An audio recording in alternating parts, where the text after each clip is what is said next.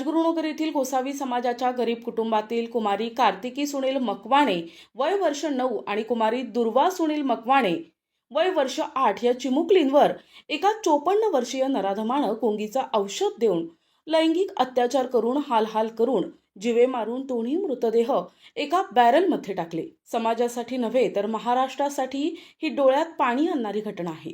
आरोपी यांनी नशा करून नियोजनबद्ध या मुलींना हाल करून मारले। या आरोपींना कठोर शिक्षा व्हावी यासाठी गोसावी समाजाच्या वतीनं सावंगी बायपास छत्रपती संभाजीनगर येथे रास्ता रोको आंदोलन करण्यात आले।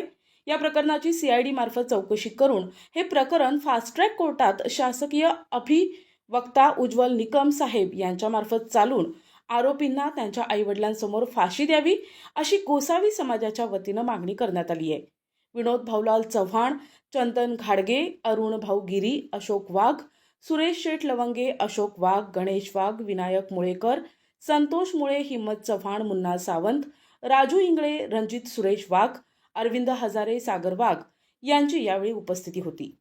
लोक शिक्षण करून देते, पैसे भरते, त्यांच्या मुली पास होत्या। आमच्या मुली आम्ही रोजी मजुरी करून त्याची फी भरतो। मग आता गरिबांना लेकरांना शिकवा की नाही शिकवा? सगळा अत्याचार गरिबावर कसा काय येतो? हे आम्हाला न्याय भेटला पाहिजे, गरिबाला न्याय भेटलाच पाहिजे। जे काही घटना घडलेल्या असेल त्या घटनेमुळे आम्हाला हा प्रश्न पडतोय, आम्ही मुली सुरक्षित आहोत की नाही, आम्ही पुढे शिक्षण घ्यायचं का नाही, हा प्रश्न आमच्या समोर उपस्थित होतोय। आणि आज 3 जानेवारी आहे, आज बालिका दिवस पण आहे। आम्ही संभाजीनगर जिल्ह्यामध्ये सावंगी येथे रस्ता रोको आंदोलन करतोय। या आंदोलनात सेफ्टी आहे की नाही हा प्रश्न आमच्या समोर येतोय।